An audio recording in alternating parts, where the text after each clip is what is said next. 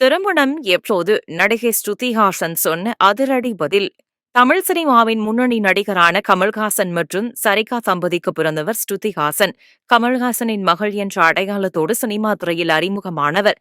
தற்போது முக்கிய நடிகைகளில் ஒருவராக இருக்கும் ஸ்ருதி ஹாசன் ரஜினியின் கூலி படத்தில் நடித்து வருகிறார். பொதுவாக திருமண வயது வந்த நடிகைகளிடம் முதலில் கேட்கப்படும் கேள்வி திருமணம் எப்போது என்றுதான்.